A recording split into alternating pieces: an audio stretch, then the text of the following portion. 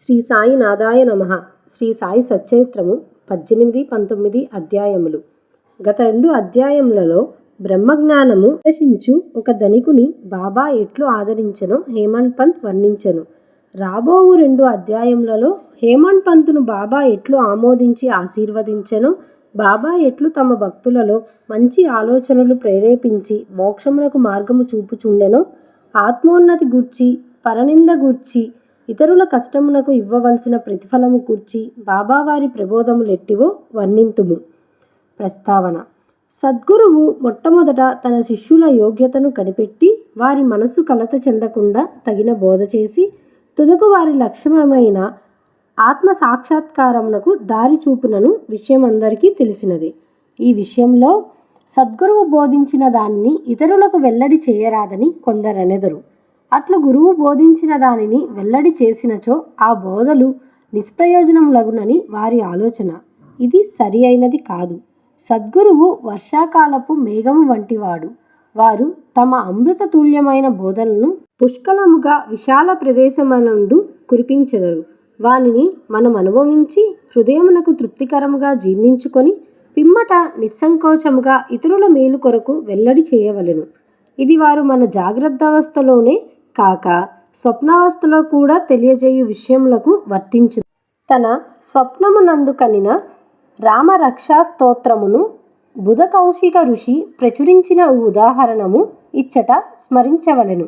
ప్రేమగల తల్లి గుణమిచ్చు చేదైన ఔషధములను బిడ్డ మేలు కొరకే బలవంతముగా గొంతులోనికి త్రోయినట్లు ఆధ్యాత్మిక విషయములను బాబా తన భక్తులకు బోధించువారు. వారి మార్గము రహస్యమైనది కాదు, అది బహిరంగమైనది.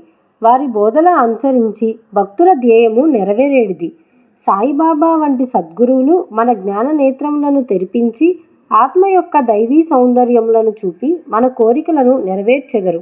ఇది జరిగిన పిమ్మట మన ఇంద్రియ విషయ వాంఛలు నిష్క్రమించి వివేక వైరాగ్యములను జంట ఫలములు చేతికి వచ్చును. నిద్రలో కూడా ఆత్మజ్ఞానము మొలకెత్తును. సద్గురువుల సహవాసము చేసి వారిని సేవించి వారి ప్రేమను పొందినచో ఇదంతయు మనకు లభించును. భక్తుల కోరికలు నెరవేర్చు భగవంతుడు మనకు తోడ్పడి మన కష్టములను బాధలను తొలగించి మనలను సంతోషపెట్టును. ఈ అభివృద్ధి పూర్తిగా సద్గురుని సహాయం వలననే జరుగును. సద్గురువును భగవంతుని వలె కొలవవలెను. కాబట్టి మనము సద్గురువును వెతకవలెను. వారి కథలను వినవలెను. వారి పాదములకు సాష్టాంగ నమస్కారం చేసి వారి సేవ చేయవలెను. ఇక ఈ అధ్యాయంలోని ముఖ్య కథను ప్రారంభించదము. సాటే అనునతడు ఒకప్పుడు మిక్కిలి పలుకుబడి కలిగియుండెను. కాలాంతరమున వ్యాపారంలో చాలా నష్టము పొందెను. అంతేగాక మరికొన్ని సమస్యలు అతని చికాకు పరిచెను. అందుచే అతడు విచారగ్రస్తుడయ్యెను. విరక్తి చెందెను. మనస్సు చెడి చంచలమగుటచే ఇల్లు విడిచి చాలా దూరము పోవాలనుకొనెను. మానవుడు సాధారణముగా భగవంతుని గూర్చి చింతించడు గాని కష్టములు, నష్టములు, దుఃఖములు చుట్టుకొనినప్పుడు భగవంతుని జ్ఞానము చేసి విముక్తి పొందుటకు ప్రార్థించును. వాని పాపకర్మలు ముగియు వేళకు భగవంతుడు వానికొక యోగీశ్వరునితో కలుసుకొనుట సంభవింపచేసెను. వారు తగిన సలహా ఇచ్చి వాని క్షేమమును చూచెదరు. సాటే గారికి కూడా అట్టి అనుభవము కలిగెను. అతని స్నేహితులు షిరిడీకి వెళ్ళమని సలహా ఇచ్చిరి. అతడ సాయిబాబాను దర్శించి అనేక మంది శాంతి పొందుచుండిరి. వారి కోరికలు కూడా నెరవేరుచుండెను. సాటే గారికి ఇది నచ్చెను. వెంటనే 1917వ సంవత్సరంలో షిరిడీకి వచ్చెను. అతడు శాశ్వత బ్రహ్మవలే స్వయం ప్రకాశుడై నిర్మలుడు శుద్ధ స్వరూపుడగు సాయిబాబాను చూచిన వెంటనే అతనికి మనశ్చంచల్యము తగ్గిపోయి శాంతి కలిగెను. వాని పూర్వజన్మ పుణ్యము వలన బాబా యొక్క పవిత్రమైన పాదసేవ లభించెను. అతడు గొప్ప మనోబలము గలవాడగుటచే వెంటనే గురుచరిత్ర పారాయణము మొదలుపెట్టెను. 7 రోజులలో చరిత్ర చదువుట పూర్తి కాగానే బాబా ఆనాడు రాత్రి అతనికి దృష్టాంతమును చూపెను. అది ఇట్లుండెను.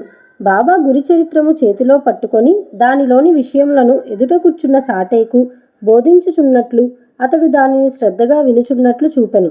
సాటే నిద్ర నుంచి లేచిన వెంటనే కలను జ్ఞాపకముంచుకొనెను. మిగుల సంతసించెను. అజ్ఞానమనే నిద్రలో గుర్రుపెట్టి నిద్రపోవుచున్న తన వంటి వారిని లేపి గురుచరిత్రామృతమును రుచిచూపుట బాబా యొక్క దయార్థ హృదయమే కదా అనుకొనెను. ఆ మరుసటి దినము ఆ దృశ్యమును కాకాసాహెబ్ దీక్షితునకు తెలియచేసి దాని భావమేమైయుండునో సాయిబాబానడిగి తెలుసుకొనమనెను. ఒక సప్తాహము చాలునో లేక ఇంకొక సప్తాహము పారాయణము చేయవలనో కనుగొనమనెను. కాకాసాహెబ్ సమయము చూచి బాబాని ఇట్లడిగెను, ఓ దేవా, ఈ దృశ్యము వలన సాటేకు ఏమని చెప్ప నిశ్చయించితివి? అతడు ఊరుకొనవలన లేక ఇంకొక సప్తాహము పారాయణము చేయవలన? అతడు అమాయక భక్తుడు, అతని కోరిక నెరవేరవలెను. అతనికి దృష్టాంతార్థమును బోధించవలెను, వాని ఆశీర్వదింపుడని బాబా. అతడు గురుచరిత్ర ఇంకొక సప్తాహము పారాయణ చేయవలెను. ఆ గ్రంథమునే జాగ్రత్తగా పఠించినచో అతడు పావనుడు అగును, మేలు పొందగలడు. భగవంతుడు ప్రీతి చెంది వానిని ప్రపంచ బంధముల నుండి తప్పించును అనెను. ఆ సమయమున హేమండ్ పంత్ అచ్చట నుంచి బాబా కాలనొత్తుచుండెను. బాబా పలుకులు విని అతడు తన మనస్సులో ఇట్లనుకొనెను, సాటై యొక్క వారమే పారాయణం చేసి ఫలితమును పొందెనా? నేను 40 సంవత్సరముల నుండి పారాయణ చేయుచున్నాను, కానీ నాకు ఫలితము లేదు కదా. అతడిక్కడ 7 దినములు మాత్రమే నివసించెను. నేను 7 సంవత్సరముల నుంచి ఉన్నాను. నా ప్రయత్నములు నిష్ఫలమా ఏమి? చాతక పక్షి మేఘము నుంచి పడు నీటి బిందువుకై కనిపెట్టుకొని ఉన్నట్లు నేను కూడా బాబా తన దయామృతమును నాపై వర్షించదరని వారి బోధనలచే నన్ను ఆశీర్వదించదని కనిపెట్టుకొని ఉన్నాను. ఈ ఆలోచన వాని మనస్సులో మెదిలిన వెంటనే బాబా దానిని గ్రహించెను. భక్తుల మనసులలో ఉండేటి ఆలోచనలన్నీ బాబా గ్రహించడివారు. అంతియే కాక చెడ్డ ఆలోచనలను అణుచుచూ మంచి ఆలోచనలను ప్రోత్సహించువారు. హేమండ్ పంత్ మనసును కనిపెట్టి బాబా వానిని వెంటనే లేపి శ్యామా వద్దకు పోయి అతని వద్ద 15 రూపాయల దక్షిణ తీసుకొని అతనితో కొంత సాయపు మాట్లాడిన పిమ్మట రమ్మనెను. బాబా మనస్సున కారణోద్యమయ్యను. కాన వారిట్లా ఆజ్ఞాపించిరి. బాబా ఆజ్ఞను జవదాటగలవారెవరు? హేమండ్ పంత్ వెంటనే మసీదు విడిచి శ్యామా గృహమునకు పోయెను. అప్పుడే అతడు స్నానము చేసి దోవతి కట్టుకొనుచుండెను. అతడు బయటకు వచ్చి హేమండ్ పంత్ ఇట్లడిగెను, మధ్యాహ్న హారతి సమయమందు మీరిక్కడ ఎలా ఉన్నారు? మీరు మసీదు నుంచి వచ్చుచున్నట్లున్నారే. మీరేలా చికాకుతో చంచలముగా ఉన్నారు? మీరొంటరిగా వచ్చినారేలా? కొంతసేపు కూర్చొని విశ్రాంతి చెందుడు. నా పూజను ముగించి వచ్చెదను. ఈలోగా తాంబూలం వేసుకొనుడు. పిమ్మట ఆనందముగా కొంతసేపు కూర్చొని మాట్లాడుకొనెదము. ఇట్లనుచు అతడు లోపలికి పోయెను. హేమండ్ పంత్ ముందర వసారాలో కూర్చొనెను. కిటికీలో ఏకనాథ భాగవతమును ప్రసిద్ధ మరాఠీ గ్రంథం ఉండెను. ఇది భాగవతములోని ఏకాదశ స్కందమునకు ఏకనాథుడు రాసిన వ్యాఖ్యానము. సాయిబాబా సిఫారసు చేయుటచే బాపు సాహెబ్ దీక్షిత్ శ్రీకృష్ణునకు అర్జునకు జరిగిన సంభాషణ రూపమైన భగవద్గీత, దాని మరాఠీ వ్యాఖ్యానమైన భావార్థ దీపిక అంటే జ్ఞానేశ్వరి, శ్రీకృష్ణునకు అతని సేవకుడకు ఉద్ధవునకు జరిగిన సంభాషణ రూపమైన ఏకనాథ భాగవతము మరియు భావార్థ రామాయణమును నిత్యము షిరిడీలో చదువుచుండెడివాడు. భక్తులు వచ్చి బాబాను ఏదైనా ప్రశ్నలు వేసినప్పుడు బాబా కొంతవరకు జవాబిచ్చి అటుపైన వారిని ఆ గ్రంథముల పారాయణము వినుమని పంపుచుండెను. ఈ గ్రంథములే భాగవత ధర్మంలోని ముఖ్య గ్రంథములు. భక్తులు బాబా ఆజ్ఞానుసారం ఆ సత్సంగములకు పోయి ఆ గ్రంథములు వినునప్పుడు వారి ప్రశ్నలకు తృప్తికరమైన సమాధానములు లభించుచుండెను. హేమండ్ పంత్ కూడా నిత్యము ఏకనాథ భాగవతమును పారాయణము చేయువాడు. హేమండ్ పంత్ ఆ దినము తాను నిత్యము చదువు గ్రంథ భాగమును పూర్తి చేయకయే కొందరు భక్తులతో కలిసి మసీదుకు పోయెను. శ్యామా ఇంటి కిటికీలోనున్న ఏకనాథ భాగవతము తీయగా తాను నాడు పూర్తి చేయను భాగము వద్దనే పుస్తకము తెరుచుకొనెను. తన నిత్య పారాయణము పూర్తి చేయుటకే కాబోలు బాబా తన నచ్చటకు పంపెనని హేమండ్ పంత్ అనుకొనెను. వెంటనే తన నిత్య పారాయణము పూర్తి చేసెను. పిమ్మట శ్యామ తన పూజను ముగించి బయటకు వచ్చెను. వారిరువురికి ఈ దిగువ సంభాషణ జరిగెను. హేమండ్ పంత్, నేను బాబా వద్ద నుండి ఒక కబురు తీసుకొని వచ్చినాను. బాబా నీ వద్ద నుండి 15 రూపాయలు దక్షిణ తీసుకొని రమ్మని నన్ను ఆజ్ఞాపించి ఉన్నారు. అంతేకాదు కొంతసేపు నీతో కూర్చొని మాట్లాడిన పిమ్మట మసీదుకు రమ్మని చెప్పిరి. శ్యామ ఆశ్చర్యంతో, నా వద్ద డబ్బు లేదు. నా 15 సాష్టాంగ నమస్కారములు పైకమునకు బదులుగా బాబాకు సమర్పింపుము. హేమండ్ పంత్, సరే, నీ నమస్కారములు ఆమోదింపబడెను. మనము కూర్చొని కొంతసేపు మాట్లాడుకొనెదము. మన పాపములను నశింపజేయునట్టి బాబా లీలలను కథలను చెప్పుము. శ్యామ, అయితే కొంతసేపు కూర్చొనుము. ఈ దేవుని లీలలు మిక్కిలి ఆశ్చర్యకరమైనవి. నీకిదివరకే తెలియను.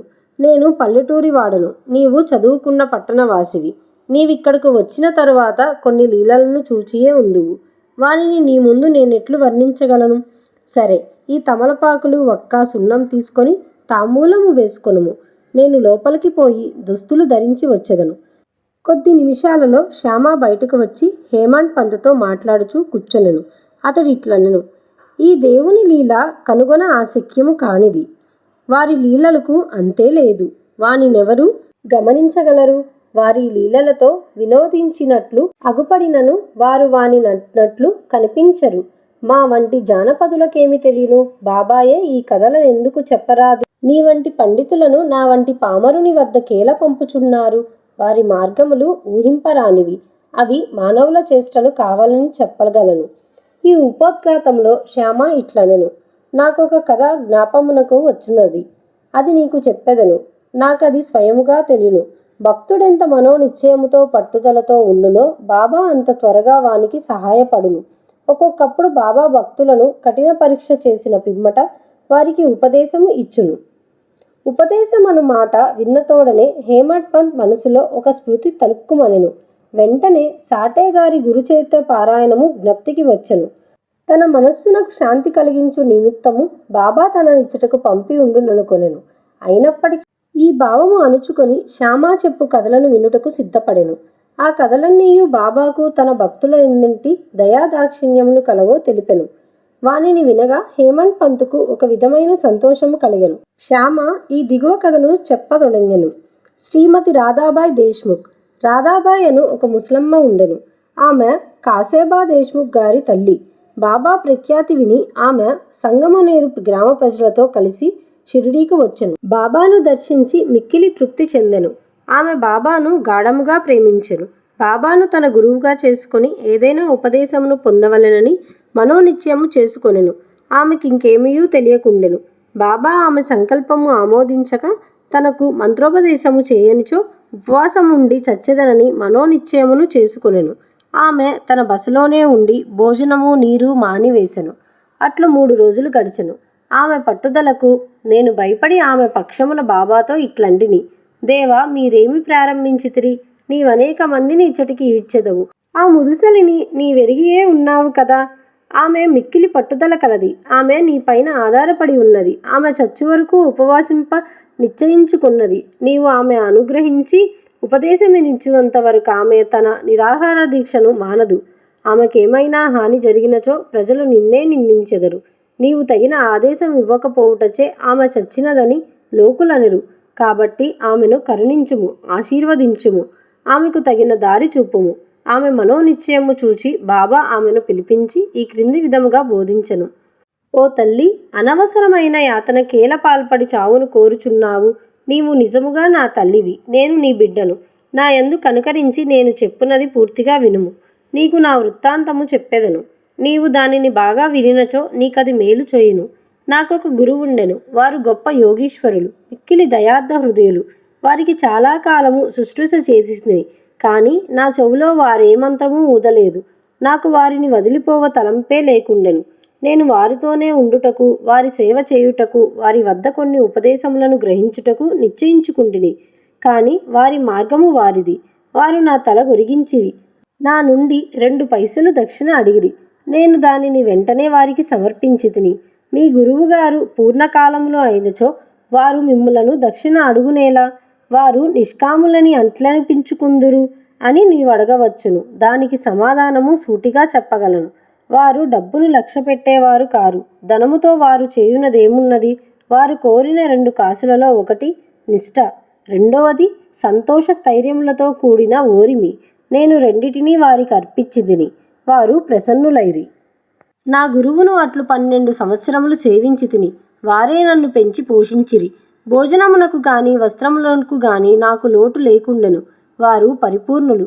వారు ప్రేమావతారమని చెప్పవచ్చును. ఆ ప్రేమను నేనెట్లు వర్ణించగలను? వారు నన్ను మిక్కిలి ప్రేమించటి వారు. ఆ విధమైన గురువే ఉండరు. నిరంతర ధ్యానంలోనున్న వారిని తదేకముగా చూచుచుండెడి వాడను. మేమిద్దరం ఆనందంలో మునిగేడి వారము. రాత్రింబవళ్ళు నిద్రాహారములు లేక నేను వారి వైపు దృష్టి నిలిచితిని. వారిని చూడనిచో నాకు శాంతి లేకుండెను. వారి ధ్యానము, వారి సేవ తప్ప నాకింకొకటి లేకుండెను. వారే నా ఆశ్రమము. నా మనస్సు ఎల్లప్పుడూ వారి అందే నాటుకొని ఉండేది. ఇదియే వారడిగిన దక్షిణలో 1 పైసా. సబూరి అనునది రెండవ పైసా. నేను మిక్కిలి సంతోషముతో చాలా కాలము కనిపెట్టుకొని వారి సేవ చేసి తిని. ఈ ప్రపంచమనే సాగరమును సబూరి అను ఓడ నిన్ను సురక్షితముగా దాటించును. సబూరి అనునది అత్యంత ఉత్తమ లక్షణము.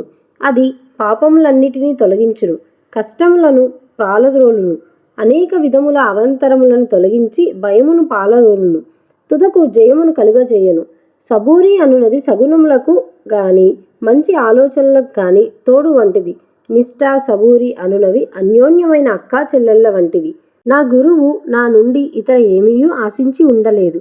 వారు నన్ను ఉపేక్షింపక సర్వకాల సర్వావస్థలయందు కాపాడుచుండెడివారు. నేను వారితో కలిసి ఉండెడివాడను. ఒక్కొక్కప్పుడు వారిని విడిచి ఉండినను వారి ప్రేమకు ఎన్నడూనూ లోటు కలగలేదు. వారు తమ దృష్టి చేతనే నన్ను కాపాడుచుండెడివారు. తాబేలు తన పిల్లలను కేవలం తన దృష్టితో పెంచునట్లు నన్ను కూడా నా గురువు తమ దృష్టితో పోషించుచుండెడివారు. తల్లి తాబేలు ఒక ఒడ్డున ఉండును, బిడ్డ తాబేలు రెండవ ఒడ్డున ఉండును. తల్లి తాబేలు పిల్ల తాబేలుకు ఆహారం పెట్టుట కానీ పాలిచ్చుట కానీ చేయదు. తల్లి తన పిల్లలపై తన దృష్టిని పోనిచ్చును, పిల్లలది పెద్దవి అగును. అట్లే మా గురువు కూడా తమ దృష్టిని నా యందు నిలిపి నన్ను ప్రేమతో కాపాడిరి. ఓ తల్లి, నా గురువు నాకు మంత్రమేమీ ఉపదేశించలేదు. అటువంటప్పుడు నేను నీ చెవిలో మంత్రమెట్లు ఊదగలను? గురువు యొక్క ప్రేమమయమైన తాబేలు చూపే మనకు సంతోషము ఇచ్చునని జ్ఞాపకం ఉంచుకొనుము. మంత్రము గాని ఉపదేశము గాని ఎవ్వరి వద్ద గాని పొందుటకు ప్రయత్నించకము. నీ ఆలోచనలు, నీవు చేయు పనులు నా కొరకే వినియోగించుము. నీవు తప్పక పారమార్థమును పొందెదవు. నా పైన సంపూర్ణ హృదయముతో చూడుము. నేను నీ వైపు అట్లనే చూచెదను. ఈ మసీదులో కూర్చొని నేను నిజంనే చెప్పెదను. నిజము తప్ప మరేమీయూ మాట్లాడను. ఏ సాధనలు గాని 6 శాస్త్రములలో ప్రావీణ్యము గాని అవసరము లేదు. నీ గురువునందు ప్రేమ విశ్వాసములు ఉంచుము. గురువే సర్వమును చేయువాడనియు కర్తయనియు పూర్తిగా నమ్ముము. ఎవరైతే గురువు యొక్క మహిమను గొప్పదనమును గ్రహించెదరో, ఎవరైతే గురుని బ్రహ్మ విష్ణు మహేశ్వర స్వరూపుడని ఎంచెదరో వారే ధన్యులు. ఈ ప్రకారముగా ఉపదేశించి బాబా ఆ ముసలమ్మను ఒప్పించెను. ఆమె బాబాకు నమస్కరించి ఉపవాసమును వదులుకొనెను. ఈ కథను జాగ్రత్తగాను శ్రద్ధగాను విని దాని ప్రాముఖ్యమును సందర్భమును గుర్తించి హేమండ్ పంత్ మిక్కిలి ఆశ్చర్యపడెను. ఈ ఆశ్చర్యకరమైన బాబా లీలను చూచి అతను ఆపాదమస్తకము పులకించెను. సంతోషముతో ఉప్పొంగెను, గొంతుక మారిపోయెను. ఒక్క మాటైనా మాట్లాడుటకు చేత కాకుండెను. శ్యామ అతనిని ఈ పరిస్థితిలో చూచి, ఏమి జరిగినది, యాల ఊరుకున్నావు? అట్టి బాబా లీలలు నీకెన్ని వర్ణింపగలను అని అడిగెను.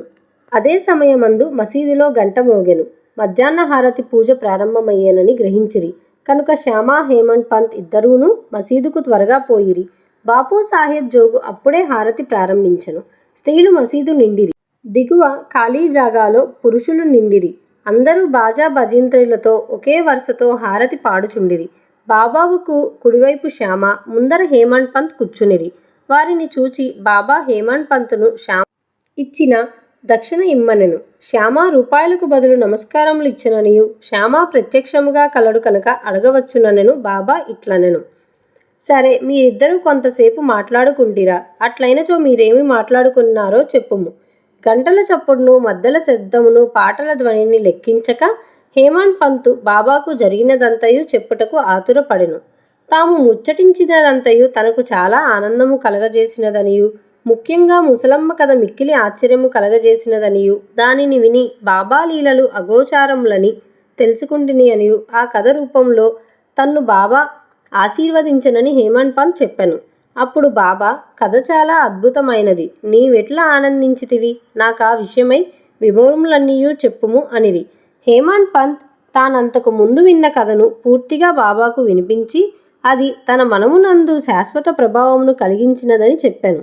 ఇది విని బాబా మిగుల సంతసించెను. ఆ కథ నీకు నచ్చినదా? దాని ప్రాముఖ్యమును నీవు గుర్తించితివా అని బాబా హేమండ్ పంతును అడిగెను. అవును బాబా, నా మనశ్చంచలము నిష్క్రమించినది. నాకు నిజమైన శాంతి విశ్రాంతి కలిగినది. సత్య మార్గమును కనుగొనగలిగితిని అని హేమండ్ పంత్ బదులిచ్చెను. బాబా ఇట్లు చెప్పెను, నా పద్ధతి మిక్కిలి విశిష్టమైనది. ఈ ఒక్క కథను జ్ఞప్తియందుంచుకొనుము, అది మిక్కిలి ఉపయోగించును. ఆత్మ సాక్షాత్కారమునకు ధ్యానం అవసరము. దాని అవలంబించునచో వృత్తులన్నీయూ శాంతించును, కోరికలన్నీయూ విడిచి నిష్కమివై నీవు సమస్త జీవరాశి అందుగల భగవంతుని జ్ఞానింపుము. మనస్సు ఏకాగ్రమైనచో లక్ష్యము నెరవేరును. సదా నీ నిరాకార స్వభావమును ధ్యానింపుము. అదియే జ్ఞానస్వరూపము, చైతన్యము, ఆనందము. మీరిది చేయలేనిచో రాత్రింబగళ్ళు మీరు చూచుచున్న నా ఈ ఆకారములను ధ్యానించుడు. అట్లు కొన్నాళ్ళు చేయగా మీ వృత్తులు కేంద్రీకృతమగును. ధ్యాత, ధ్యానము, ధ్యేయము అను మూడింటికి గల భేదము పోయి ధ్యానించువాడు చైతన్యముతో ఐక్యమై బ్రహ్మముతో అభిజ్ఞమగును. తల్లి తాబేలు నదికి ఒక ఒడ్డున ఉండును, దాని పిల్ల ఇంకొక ఒడ్డున ఉండును. తల్లి వానికి పాలిచ్చుట గాని పొదుపు కొనుట గాని చేయదు. దాని చూపు మాత్రమే వానికి జీవశక్తి ఇచ్చుచున్నది. చిన్న తాబేలు ఏమీ చేయక తల్లిని జ్ఞాపకముంచుకొనెను. తల్లి తాబేలు చూపు చిన్నవానికి అమృత దారి వలె పనిచేయును. అదే వాని బ్రతుకునకు సంతోషమునకు ఆధారము. గురువునకు శిష్యునకు గల సంబంధము ఇట్టిదే. బాబా ఈ మాటలు పూర్తి చేసేసరికి హారతి పూర్తిమాయెను. అందరూ శ్రీ సచ్చిదానంద సద్గురు సాయినాథ్ మహారాజ్కి జై అని జయ జయధ్వానములు చేసిరి. ఓ ప్రియ పాఠకులారా, ఈ సమయమందు మనము కూడా మసీదులోని జనసమూహంతో కలిసి ఉన్నట్లు భావించి మనము కూడా ఆ జయ జయధ్వనులలో పాల్గొందము. హారతి పూర్తిగానే ప్రసాదం పంచిపెట్టిరి. బాబాకు నమస్కరించి బాపు సాహెబ్ జోగ్ బాబా చేతిలో కలకండ ముక్కను పెట్టెను. బాబా దానినంతను హేమంత్ పంత్ చేతిలో పెట్టి ఇట్లనెను: ఈ కథను నీవు మనసుకు పట్టించుకొని జ్ఞప్తియందుంచుకొనిచో నీ స్థితి కలకండ వలె తీయగా ఉండును. నీ కోరికలన్నీయూ నెరవేరును. నీవు సుఖముగా నుందువు. హేమంత్ పంత్ బాబాకు సాష్టాంగ నమస్కారం చేసి ఇట్లు ఎల్లప్పుడూ నన్ను అనుగ్రహించుము, ఆశీర్వదించుము, కాపాడుము అని ప్రార్థించెను. అందుకు బాబా ఇట్లు జవాబిచ్చెను: ఈ కథను వినుము, దీనిని మననము చేయుము, దీనిని అధ్యాసము చేయుము. అట్లైనచో నీవు భగవంతుని ఎల్లప్పుడూ జ్ఞప్తియందుంచుకొని ధ్యానించెదవు. భగవంతుడు నీ ముందు ప్రత్యక్షమగును. ఓ ప్రియమైన చదువరులారా, అప్పుడు హేమంత్ పంత్కు కలకండ ప్రసాదము దొరికెను. ఇప్పుడు మనము ఈ కథ అనే కలకండ ప్రసాదము పొందెదము. దానిని హృదయపూర్వకముగా సేవించి ధ్యానించి మనసున నిలిపెదము. ఇట్లు బాబా కృపచే బలముగాను సంతోషముగాను ఉండెదము. తదాస్తు. 19వ అధ్యాయం చివర హేమంత్ పంత్ కొన్ని ఇతర విషయములను చెప్పి ఉన్నారు. అవి ఈ దిగువ పొందుపరిచితిమి. మన ప్రవర్తన గూర్చి బాబా ఉపదేశము. ఈ దిగువ చెప్పిన బాబా పలుకులు సాధారణమైనప్పటికీ అమూల్యములు. వానిని మనసునందుంచుకొని అట్లే చేసినచో అవి మనకు మేలు చేయును. ఏదైనా సంబంధము ఉండనిదే ఒకరు ఇంకొకరి వద్దకు పోరు. ఎవరు కానీ ఎటి జంతువు గాని నీ వద్దకు వచ్చినచో నిర్దాక్షణముగా వానిని తరిమి వేయకుము. వానిని సాధారణంగా చూడుము. దాహము గల వారికి నీరిచ్చినచో, ఆకలితో ఉన్న వారికి అన్నము పెట్టినచో, బట్టలు లేని వారికి బట్టలిచ్చినచో, నీ ఇంటి వసారా ఇతరులు కూర్చునుటకు విశ్రాంతి తీసుకొనుటకు వినియోగించినచో నిశ్చయముగా భగవంతుడు మిక్కిలి ప్రీతి చెందును. ఎవరైనా ధన సహాయం కోరి నీ వద్దకు వచ్చినచో నీకిచ్చుట ఇష్టము లేకున్నా నీవు ఇవ్వనక్కర్లేదు. కానీ వానిపై కుక్కవలే మొరగవద్దు. ఇతరులు నిన్నెంతగా నిందించినను నీవు కఠినముగా జవాబు ఇవ్వకుము. అట్టి వానిని నీవెల్లప్పుడూ ఓర్చుకొనినచో నిశ్చయముగా నీకు సంతోషం కలుగును. ప్రపంచము తలకిందులైనప్పటికీ నీవు చలించకుము. నీ ఉన్న చోటనే స్థైర్యముగా నిలిచి నెమ్మదిగా నీ ముందర జరుగుతున్న నాటకమును చూచుచుండుము. నీకు నాకు మధ్యగల గోడను నిర్మూలించుము. అప్పుడు మనమిద్దరము కలిగి మార్గం ఏర్పడును. నాకు నీకు భేదము గలదనియే భక్తుడు గురువునకు దూరముగా నుంచుచున్నది. దానిని నశింపచేయునది మనకు ఐక్యత కలుగును. అల్లా మాలిక్ భగవంతుడే సర్వాధికారి. ఇతరులెవ్వరూ మనలను కాపాడువారు కారు. భగవంతుని మార్గము సామాన్యము, మిక్కిలి విలువైనది, కనుగొన వీలు లేనిది. వారి ఇచ్ఛానుసారమే మనము నడిచెదము. మన కోరికలను వారు నెరవేర్చెదరు, మనకు దారి చూపెదరు. రుణానుబంధముచే మనమందరము కలిసితిమి. ఒకరికొకరం తోడ్పడి ప్రేమించి సుఖముగాను సంతోషముగాను ఉందుముగాక. ఎవరైతే తమ జీవిత పరమావధిని పొందెదరో వారు అమరులై సుఖముగా ఉండెదరు. తక్కిన వారందరూ పేరునకే ఊపిరి సలుపు వరకు మాత్రమే బ్రతికెదరు. సద్విచారములను ప్రోత్సహించి సాక్షాత్కారమునకు దారి చూపుట. సాయిబాబా సద్విచారములను ఎట్లు ప్రోత్సహించునో తెలుసుకొనుట మిగుల ఆసక్తికరముగా ఉండును. భక్తి ప్రేమలతో వారికి సర్వస్య శరణాగతి చెలిసినచో వారు నీకెట్లు పదే పదే సహాయపడెదరో తెలియను. పక్క నుంచి లేవగానే నీకేమైనా మంచి ఆలోచన కలిగినా దానిని తర్వాత పగలంతయు వృద్ధి చేసినచో నీ మేధాశక్తి వృద్ధి పొందును, నీ మనసు శాంతి పొందును. హేమంత్ పంత్ దీనికై ప్రయత్నించదల్చెను. ఒక బుధవారం రాత్రి పడుకునేటప్పుడు ఇట్లనుకొనెను: రేపు గురువారము, శుభదినము, షిరిడీ పవిత్రమైన స్థలము కావున రేపటి దినమంతయు రామనామ స్మరణతోనే కాలము గడిపెదను అని నిర్ణయించుకొని పరుండెను. ఆ మరుసటి దినము లేవగానే రామనామము ప్రయత్నము లేకుండా జ్ఞప్తికి వచ్చెను. అతడు మిక్కిలి సంతసించెను. కాలకృత్యములు తీసుకున్న పిమ్మట బాబాను చూచుటకు పువ్వులను తీసుకొని పోయెను. దీక్షిత్ వాడా విడిచి బూటీవాడా దాటుచుండగా ఒక చక్కని పాట వినబడెను. ఔరంగాబాదు నుంచి వచ్చిన వాడొకడు మసీదులో బాబా ముందర పాడుచుండెను. అది ఏక్నాథ్ మహారాజ్ రచించిన గురు కృపాంజనా పాయో మేరే బాయి అనునది. గురువు కృపయను అంజనము లభించెను. దాని మూలమున తన కండ్లు తెరవపడిననియు దానిచే తాను శ్రీరామునిలోన బయట నిద్రావస్థలోను జాగ్రవస్థలోను స్వప్నావస్థలోను అన్ని చోట్లను చూచితినని చెప్పెడు పాట అది. అనేక పాటలుండగా బాబా భక్తుడగు ఔరంగాబాదు నివాసి ఈ పాట నేలపాడెను. ఇది సందర్భానుసారముగా బాబా చేసిన ఏర్పాటు కాదా? హేమాడ్ పంత్ ఆనాడంతయు రామస్మరణచే కాలము గడపనంచినవాడు కావున అతని మనోనిశ్చయము దృఢపరచుటకై బాబా ఈ పాటను పాడించి ఉండును. రామనామ స్మరణ ఫలితము గూర్చి మహాత్ములందరిది ఒకే భావము. అది భక్తుల కోరికలు నెరవేర్చి వారిని కష్టముల నుండి కాపాడును. ఉపదేశములో వైవిధ్యము నిందగూర్చి బోధ. శ్రీ సాయి బోధనకు ప్రత్యేక స్థలము కానీ ప్రత్యేక సమయము కానీ అక్కరలేదు. సందర్భావసరములను బట్టి వారి ప్రబోధము నిరంతరము జరుగుచుండెను. ఒకనాడొక భక్తుడు ఇంకొక భక్తుని గూర్చి పరోక్షమున ఇతరుల ముందు నిందించుచుండెను. ఒప్పులు విడిచి భక్త సోదరుడు చేసిన తప్పులనే ఎన్నుచుండెను. మిక్కిలి హీనమైన అతని దూషణలు విన్నవారు విసిగిరి. అనవసరముగా ఇతరులను నిందించుటచే అసూయ, దురభిప్రాయము మొదలగునవి కలుగును. యోగులు నిందలు ఇంకొక విధముగా భావించెదరు. మలినములు పోగొట్టుటక అనేక మార్గములు కలవు. సబ్బుతో మాలిన్యమును కడగవచ్చును. పరులను నిందించువాని మార్గము వేరు. ఇతరుల మలినములను వాడు తన నాలుకతో శుభ్రపరచును. ఒక విధముగా వాడు నిందించువానికి సేవ చేయుచున్నాడు. ఎట్లన వాని మలినము వీడు తన నాలుకతో శుభ్రపరచుచున్నాడు. కావున తిట్టబడిన వాడు తిట్టిన వాడికి కృతజ్ఞతలు తెలుపవలెను. అట్లు పరనిందకు పాల్పడు వానిని బాబా సరిదిద్దిన పద్ధతి విశిష్టమైనది.